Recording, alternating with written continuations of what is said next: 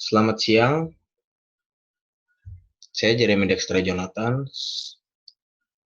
Pada kesempatan kali ini, pada mata kuliah manajemen pemasaran, saya akan mempresentasikan tentang microenvironment dan macroenvironment.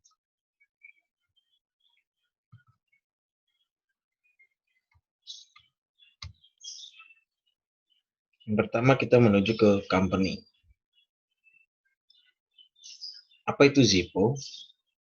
Zippo adalah sebuah merek korek api berbahan bakar cair, tahan angin asal Amerika yang mulai dijual di pasaran sejak tahun 1930-an.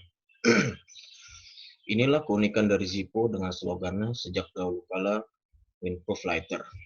Merek korek api Zippo menjadi salah satu ikon kualitas kerajinan tangan Amerika.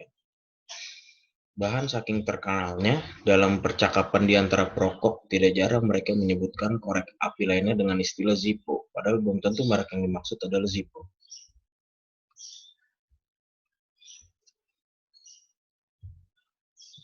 The company. Menurut data-data yang terdapat dari Comparably, perusahaan Zippo memiliki rating yang cukup baik. Dan menurut pekerja-pekerja di perusahaan Zippo sendiri, mereka diperlakukan sangat baik oleh atasan mereka, sampai dianggap seperti keluarga sendiri. Setelah itu kita menuju ke supplier. Zippo Manufacturing Company sudah dijual dan menyuplai lebih dari 160 negara di seluruh dunia. Zippo juga merupakan salah satu brand global paling terkenal dan mempunyai reputasi yang tinggi. Produk Zippo Windproof Lighter yang terkenal telah diproduksi di Bradford, Pennsylvania sejak 1932. Sejak saat itu, hampir 500 juta pemantik ini telah diproduksi dan dijual ke berbagai negara di belahan bumi ini. Setelah itu kita menuju ke marketing intermediaries.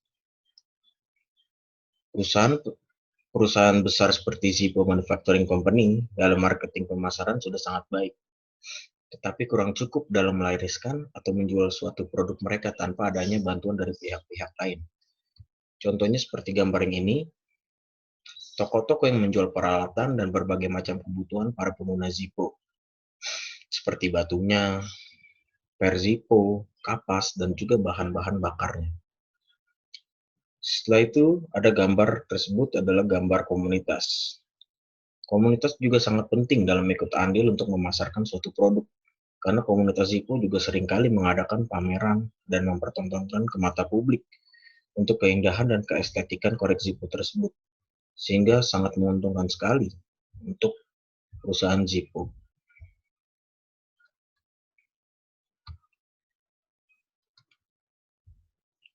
Setelah itu kita menuju ke kompetitor. Perusahaan-perusahaan yang sudah besar dan memiliki ciri khas produk tidak luput dari kompetitor-kompetitor lainnya. Zippo Manufacturing Company memiliki kompetitor yang dapat menyaingi penjualan korek Zippo tersebut. Contohnya seperti gambar yang pertama ini, ada Faber's Yellow Enamel. Berasal dari negara Rusia pada tahun 1900-an. Dan ada Saint Dupont Lighter yang berasal dari Prancis. Kedua korek tersebut juga memiliki nilai-nilai harga yang tergolong tinggi dan banyak peminat. Yang tidak bisa dipungkiri, masih banyak kompetitor-kompetitor yang lain yang menandingi korek Zippo. Setelah itu kita menuju ke publik.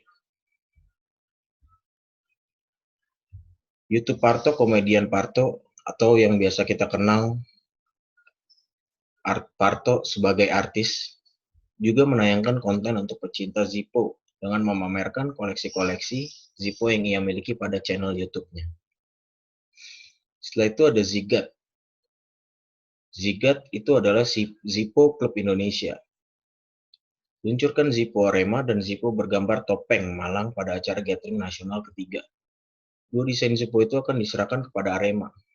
Satu bergambar logo resmi klub Arema dan satu lagi bergambar kepala singa dan tulisan Arema. Setelah itu kita menuju ke customer. Para perokok yang ingin terlihat lebih eksklusif, biasanya mereka membeli korek untuk meningkatkan penilaian orang lain terhadap diri mereka. Dan juga tidak luput dari peminat-peminat kolektor, karena Zippo banyak sekali sejarah-sejarah dan dari tahun ke tahun memiliki perbedaan cirinya. Setelah itu kita menuju ke demografik. Hampir setiap saat Zippo mengeluarkan desain-desain yang baru, baik itu dari jenis bahan pada bagian tabung maupun permainan warna yang ditampilkan. Pada tahun 1950, Zippo mencoba hal-hal baru lagi. Pembungkus dari kulit hadir di tengah-tengah penggemarnya. Dan pilihan warna pun variasi, ada yang merah, biru, hijau, sampai warna kulit sapi. Ciri lainnya, selama tahun 1950-an, jenis Zippo keluar dengan bentuk yang sedikit ramping. Setelah itu, pada tahun 1960-an, jenis lapisan emas 14 karat yang ramping pun dikeluarkan. Dan pada tahun 1969, ketika awak astronot dari NASA berhasil mendarat di bulan, maka edisi yang berhubungan dengan angkasa luar pun berkembang pesat di pasaran. Desain-desain yang berhubungan dengan tim suatu cabang olahraga pun bermunculan, bahkan lambang-lambang dan nuansa-nuansa dari suatu organisasi politik dibuat desainnya pada beberapa edisi Zippo. Semua desain ini bermunculan tanpa mengubah bentuk dasar Zippo. Dan yang terakhir, ada juga pada tahun 2007, Zippo mengeluarkan variasi baru yang disebut Zippo Blue, di mana bahan bakar yang digunakan adalah butana atau sejenis gas yang mana akan memancarkan api biru. Setelah itu kita menuju ke ekonomi.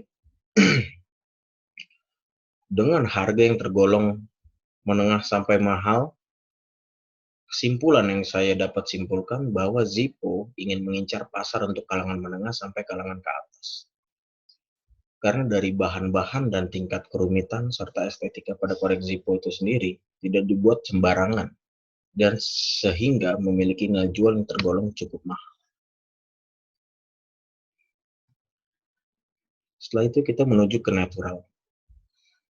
Zippo telah mengeluarkan produk terbarunya bernama Woodchuck Zippo.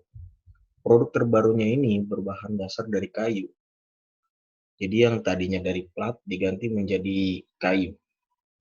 Menurut saya varian produk Woodchuck Zippo ini kurang ramah lingkungan, terutama pada pohon. Karena varian produk ini menggunakan bahan dasar dari kayu, yang mana kita tahu bumi kita ini pada saat ini membutuhkan pohon untuk mengatasi global warming.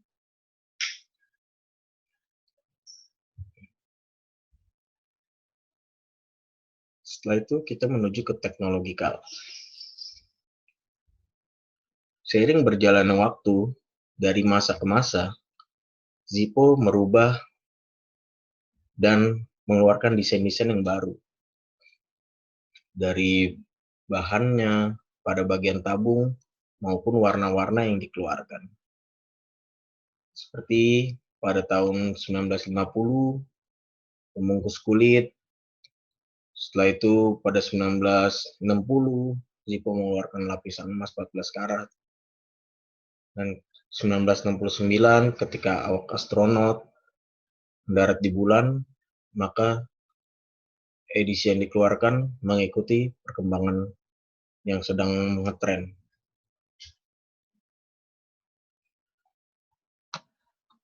Setelah itu kita menuju ke politikal. Tak luput dari makanan juga, makanan ringan ini dilarang diimpor ke Amerika, yaitu Kinder Joy. Manisan yang mengandung benda tak bernutrisi adalah ilegal dalam peraturan di Amerika. Dalam hal ini adalah mainan aturan lainnya menetapkan dalam penjualan manisan yang di dalamnya tertanam mainan atau pernak-pernik dilarang karena takut tersedak. Setelah itu menuju ke kultural. Banyak daripada orang yang membeli produk Zippo karena keindahan estetika bentuk yang terdapat pada korek Zippo itu sendiri.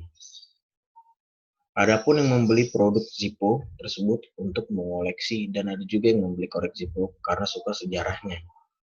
Karena korek Zippo sendiri sangat dihubung-hubungkan dengan Perang Dunia Kedua, karena pada saat itu Zippo Manufacturing Company menyuplai khusus untuk tentara Amerika pada Perang Dunia Kedua dan tidak diperjualbebaskan. Setelah Perang Dunia II selesai, baru Zippo mulai menyebarluaskan lagi atau menjual untuk kalangan umum lagi. Sekian presentasi dari saya, kurang lebihnya terima kasih.